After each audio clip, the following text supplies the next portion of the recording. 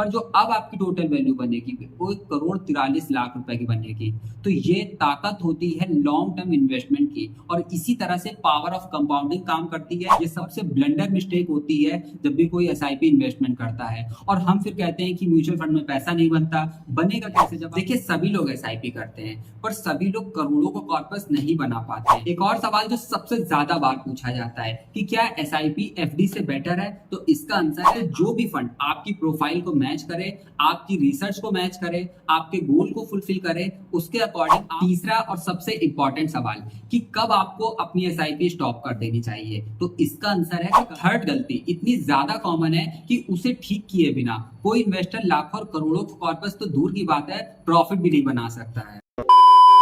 अगर आपने इस वीडियो पर क्लिक किया है, इसका मतलब है कि आप जानना चाहते हैं कि कैसे आप म्यूचुअल फंड में एसआईपी इन्वेस्टमेंट के थ्रू 1 करोड़ रुपए बना सकते हैं, और वो भी सिर्फ 25 सालों में। अब आप सोच रहे होंगे कि 25 सालों का समय क्यों लिया गया है? तो 25 सालों का समय इसलिए लिया गया है कि आज जो भी लोग इस वीडियो को देख रहे हैं वो या तो वो लोग हैं जो अपने खर्चे करने के बाद उनके पास कुछ एक्स्ट्रा 500 रुपए या 1000 रुपए या फिर 2000 रुपए 5000 रुपए बच जाते हैं, और वो उसको अपनी फ्यूचर गोल्स को पूरा करने के लिए इन्वेस्ट करना चाहते हैं। जैसे किसी को कार लेनी होगी, किसी को गाड़ी लेनी होगी, या फिर अपने बच्चे की शादी करवाने के लिए पैसा जमा करना होगा, उसके लिए वो आज से इन्वेस्टमेंट करना चाहते हैं ताकि 20, 25, 30 साल बाद तक उनके पास एक बड़ा कॉर्पस जमा हो सके। और या तो वो लोग हैं जिनके पास बिल्कुल भी पैसे नहीं है और आज वो कुछ ऐसा थोड़ा बहुत इन्वेस्ट करना चाहते हैं जिससे कि 20 साल बाद 30 साल बाद उनके पास से कुछ लाखों में और करोड़ों में कॉर्पस जमा हो सके।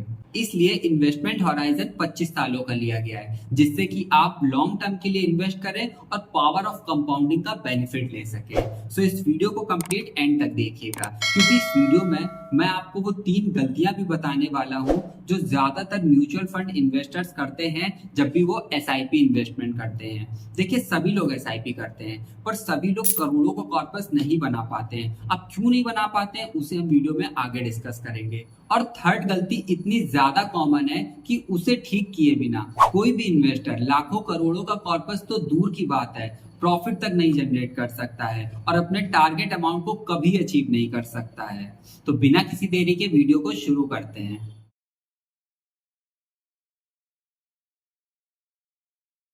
देखिए म्यूचुअल फंड में इन्वेस्ट करने के 2 तरीके होते हैं। पहला होता है एसआईपी और दूसरा होता है लमसम। एसआईपी का मतलब होता है सिस्टमैटिक इन्वेस्टमेंट प्लान। जैसा कि इसके नाम से ही पता चल रहा है, इसमें हम सिस्टमैटिकली एक म्यूचुअल फंड में इन्वेस्ट करते हैं। हम एक स्पेसिफिक डेट को चूज करते हैं और एक स्पेसिफिक अमाउंट को चूज करते हैं। फिर वो अमाउंट हमारे बैंक अकाउंट से डिडक्ट हो जाता है और जिस फंड को हमने सेलेक्ट किया हुआ होता है उस फंड में जाकर वो इन्वेस्ट हो जाता है। और इसी के जस्ट अपोजिट होता है लमसम इन्वेस्टमेंट। अब लमसम इन्वेस्टमेंट क्या होता है? जैसे हम एसआईपी में पर मंथ या फिर क्वार्टरली बेसिस पर एसआईपी करते हैं, यानी कि इन्वेस्ट करते हैं, उसी तरीके से लमसम में हम एक बार में अपने पैसे को इन्वेस्ट करते हैं। तो इस तरीके से म्यूचुअल फंड में आप 2 तरीके से इन्वेस्ट कर सकते हैं, पर जो सबसे ज्यादा पॉपुलर तरीका है वो है एसआईपी इन्वेस्टमेंट, जिसके बारे में अभी हम इस वीडियो में जानने वाले हैं। तो अब ये क्यों इतना ज्यादा पॉपुलर है, पहले उसके बारे में जान लेते हैं। तो इसमें आपको पावर ऑफ कंपाउंडिंग का बेनिफिट मिलता है। अब ये पावर ऑफ कंपाउंडिंग किस तरीके से काम करती है? मान लेते हैं आपने 100 रुपए इन्वेस्ट किया और उस पर आपको 10 रुपए का रिटर्न मिल गया, यानी कि वो 110 रुपए बन गया। तो अगली बार जब आपको रिटर्न मिलेगा तो 100 रुपए पर नहीं मिलेगा, वो मिलेगा आपको 110 रुपए के ऊपर। तो इस तरीके से ये चीज कंपाउंड होती चली जाती है और लॉन्ग टर्म में हमें एक बड़ा कॉर्पस बना कर देती है। दूसरी चीज कि आप म्यूचुअल फंड में मात्र 500 रुपए की एसआईपी के साथ भी अपनी इन्वेस्टमेंट को स्टार्ट कर सकते हैं। इसके लिए आपको किसी ह्यूज कैपिटल की जरूरत नहीं होती है। तीसरा फायदा कि इसमें जो आपका मार्केट वॉलेटिलिटी का रिस्क होता है वो कम हो जाता है। कैसे कम हो जाता है? कि जब भी आप म्यूचुअल फंड में इन्वेस्ट करते हैं तो आप देखते होंगे कि म्यूचुअल फंड की जो एनएवी होती है वो डेली बेसिस पे बहुत ज्यादा फ्लक्चुएट होती है, कभी ऊपर जाती है तो कभी नीचे आती है, बहुत ज्यादा फ्लक्चुएशन होती रहती है। तो इसलिए जब भी हम एसआईपी इन्वेस्टमेंट के थ्रू इन्वेस्ट करते हैं तो लॉन्ग टर्म में जब भी हम इन्वेस्ट करते हैं तो वहां पर हमें रुपी कॉस्ट एवरेज का फायदा मिलता है। अब ये रुपी कॉस्ट एवरेज क्या होता है? इसके ऊपर ऑलरेडी एक वीडियो बनाई हुई है, तो उसकी लिंक आपको डिस्क्रिप्शन बॉक्स में मिल जाएगी। तो आप इस वीडियो को देखने के बाद उसे देख लीजिएगा, जिससे कि आपको रूपी कॉस्ट एवरेज का जो कॉन्सेप्ट है वो क्लियर हो जाए। इसके अलावा भी एसआईपी करने के बहुत सारे फायदे होते हैं जो जनरली हमें बैंक ऑफर नहीं करते हैं। बैंक में हमें एक ऑप्शन मिलता है आरडी करने का। आरडी में क्या होता है, आप एक स्पेसिफिक अमाउंट को हर महीने बैंक में इन्वेस्ट करते हैं। पर एसआईपी के थ्रू क्या होता है कि आप अगर एसआईपी करने में सक्षम हैं तो आप अपनी एसआईपी को कंटिन्यू करिए, या फिर अगर आप अपनी एसआईपी को रोकना चाहें तो आप उसे रोक भी सकते हैं। इस पर म्यूचुअल फंड आपसे कोई पेनल्टी या चार्जेस नहीं लेता है, और इस तरह की कोई भी बाउंडेशन म्यूचुअल फंड में नहीं होती है। आप जब चाहें अपनी एसआईपी को स्टॉप कर सकते हैं। तीसरा फायदा कि जब भी आप एफडी करते हैं, मान लेते हैं आपने 3 साल के लिए एफडी करी है, तो आप उस दौरान अपने पैसे को बीच में निकाल नहीं सकते हैं। अगर आपने उस पैसे को निकाला तो उस पर आपको पेनल्टी लगती है, जो ओवरऑल आपकी जो रिटर्न्स होती है उसको कम कर देता है। पर जब आप एसआईपी करते हैं तो यहाँ पर आप जब चाहें जितना भी अमाउंट इन्वेस्ट करना चाहें इन्वेस्ट कर सकते हैं, जब उसे चाहे रिडीम कर सकते हैं। यानी कि आप पर किसी भी तरीके की कोई भी पेनल्टी नहीं लगती है और कोई भी बाउंडेशन नहीं होता है, जो जनरली बैंक से कई गुना अच्छे रिटर्न्स हमें म्यूचुअल फंड के थ्रू मिल जाते हैं। एक और जो सबसे बड़ा फायदा हमें म्यूचुअल फंड में एसआईपी करने से ही मिलता है, और वो ये है कि हम जब चाहें अपने अमाउंट को इंक्रीज और डिक्रीज कर सकते हैं। यानी कि अगर हमारे पास कुछ एक्स्ट्रा पैसा आ रहा है तो हम उस एसआईपी अमाउंट को बढ़ा सकते हैं, और अगर कुछ प्रॉब्लम होती है तो हम उस एसआईपी अमाउंट को कम भी कर सकते हैं। तो इस तरह की फ्लेक्सिबिलिटी हमें एसआईपी इन्वेस्टमेंट देती है, और इसी वजह से ये इतना ज्यादा पॉपुलर है म्यूचुअल फंड इन्वेस्टर्स के बीच में। अगर हम रिस्क और रिटर्न्स की बात करें तो ये डिपेंड करता है कि आप किस टाइप के फंड में इन्वेस्ट कर रहे हैं। अगर आप इक्विटी फंड में इन्वेस्ट कर रहे हैं तो आपका जो रिस्क होता है वो कम हो जाता है अगर आप लॉन्ग टर्म के लिए इन्वेस्ट करते हैं, क्योंकि इक्विटी म्यूचुअल फंड्स हमें लॉन्ग टर्म में ज्यादा रिटर्न्स देते हैं। और अगर आप शॉर्ट टर्म के लिए इक्विटी फंड में इन्वेस्ट करते हैं तो वहीं पर यही रिस्क आपका बढ़ जाता है। इसके अलावा डेब्ट म्यूचुअल फंड होते हैं जो कि लो वॉलेटाइल होते हैं और लो रिस्की होते हैं। रिटर्न्स की बात करें तो इक्विटी म्यूचुअल फंड्स हमें ज्यादा रिटर्न्स देते हैं, यानी कि 15, 20, 25%, 30% तक की रिटर्न्स देते हैं। और डेब्ट म्यूचुअल फंड हमें जनरली 10 से 15% के बीच में एक कंसिस्टेंट रिटर्न दे देते हैं। ये लो वॉलेटाइल होते हैं और इनकी जो रिटर्न्स होती है वो एवरेज होती है।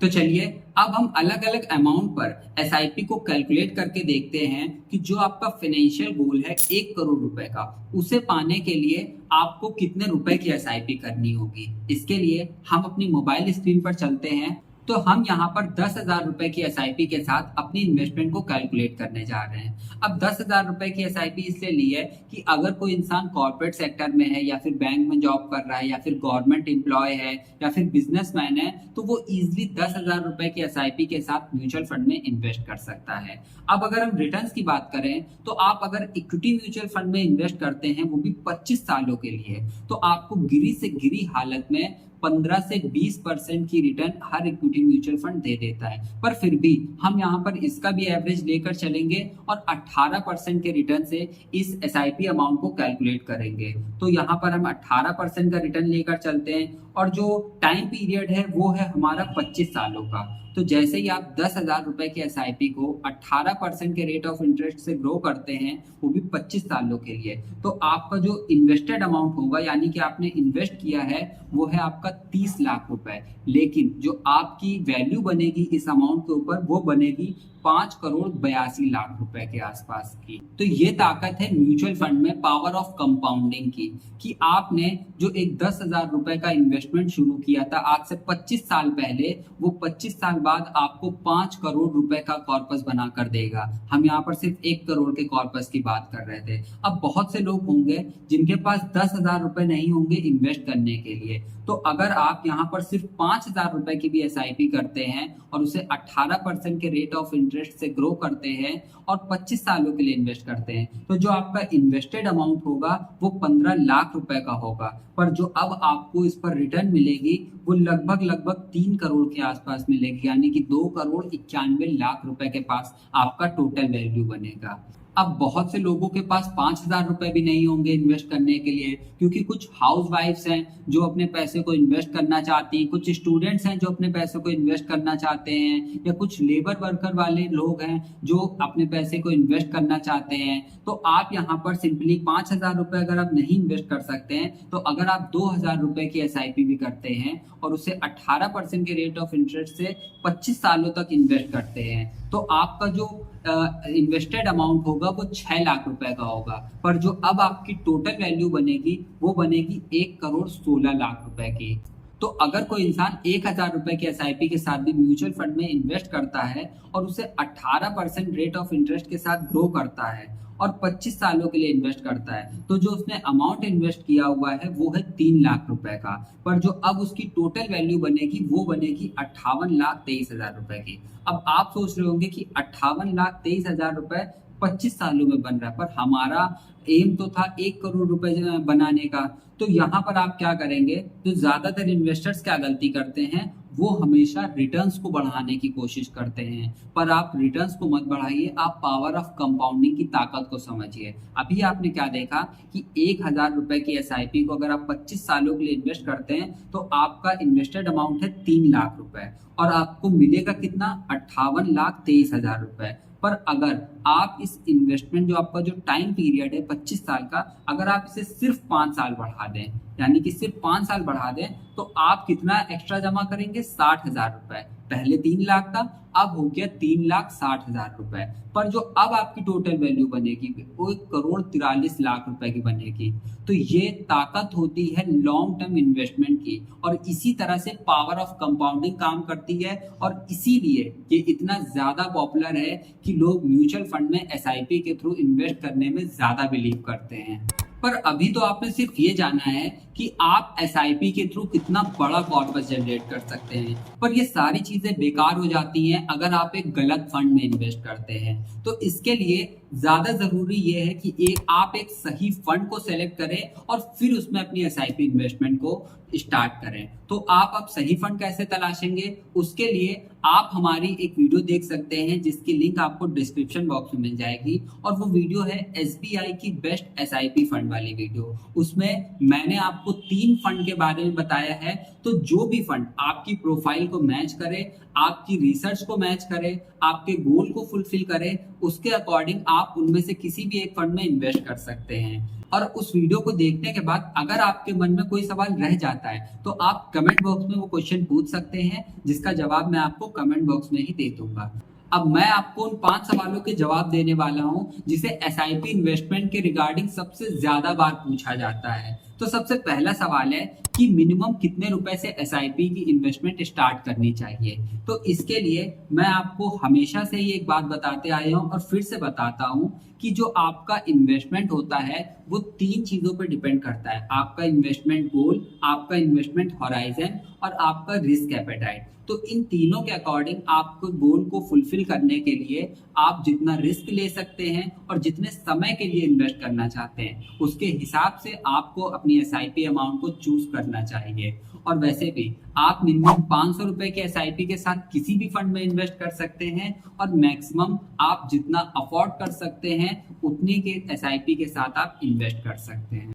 दूसरा सवाल कि म्यूचुअल फंड में जो टैक्स लगता है वो किस तरीके से लगता है। तो उसके लिए एक सेपरेट वीडियो ऑलरेडी बनाई हुई है, जो म्यूचुअल फंड टैक्सेशन वाली वीडियो है वो आपको आई बटन में मिल जाएगी, आप वहां से उसे देख सकते हैं। दरअसल एसआईपी पर आपको 2 तरह से टैक्स पे करना होता है। अब वो कैसे पे करते हैं वो आपको उस वीडियो में पता चल जाएगा। तीसरा और सबसे इंपॉर्टेंट सवाल कि कब आपको अपनी एसआईपी स्टॉप कर देनी चाहिए, तो इसका आंसर है कभी नहीं। आपको कभी भी अपनी एसआईपी को स्टॉप नहीं करना चाहिए। ज्यादातर लोग यही गलती करते हैं कि जब भी बुल रन चल रहा होता है, आपको पूरी मार्केट ग्रीन ग्रीन दिखाई दे रही होती है, आपको हर फंड अपने हाईएस्ट पीक पर दिखाई दे रहा होता है, आपको हमेशा हर बार ज्यादा रिटर्न्स दिखाई दे रही होती है बुल मार्केट में। लेकिन जब बियर मार्केट चलता है तो वहां पर एक फियर क्रिएट हो जाता है और ज्यादातर लोग अपनी एसआईपी को रोक देते हैं, जबकि उस समय आपको ज्यादा जरूरत होती है एसआईपी इन्वेस्टमेंट को कंटिन्यू करने की। अगर आपको दिख रहा है कि बुल रन चल रहा है तो भले ही आप अपनी एसआईपी को स्टॉप कर सकते हैं, अदरवाइज आपको कभी भी अपनी एसआईपी को स्टॉप नहीं करना चाहिए। चौथा सवाल कि अगर हम अपनी एसआईपी को कुछ समय बाद स्टॉप कर देते हैं और उसकी जो यूनिट्स है उसको होल्ड करके रखते हैं, तो इसमें क्या किसी तरह की कोई दिक्कत है? तो उसका आंसर है नहीं। आप अपनी एसआईपी को कंटिन्यू करिए या फिर रोक दीजिए। आपका जब तक माने आप उस यूनिट को होल्ड करके रखिए, आपको इस पर कोई भी पेनल्टी या चार्जेस नहीं पे करना होता है। आपको टैक्सेस भी तभी पे करने होते हैं जब आप अपनी म्यूचुअल फंड यूनिट्स को सेल करते हैं, और तभी आपको टैक्सेशन वगैरह और बाकी सारी चीजें पे करनी होती है। इसके अलावा आप पर कोई चार्जेस नहीं लगते हैं। एक और सवाल जो सबसे ज्यादा बार पूछा जाता है कि क्या एसआईपी एफडी से बेटर है? तो इसका आंसर है हाँ, एसआईपी एफडी से फार बेटर है। अभी मैंने आपको एक्सप्लेन किया कि किस तरीके से बैंकिंग सेक्टर से बेटर है कि आप आरडी करते हैं, आप एफडी करते हैं, तो इस तरीके से आपको एसआईपी करने के बहुत सारे फायदे मिलते हैं और ओवरऑल आपको रिटर्न्स भी एफडी से ज्यादा ही मिलती है। तो इसलिए मुझे कोई भी कमी नहीं दिखती है एसआईपी में जो इसको किसी भी तरीके से बीट कर सके।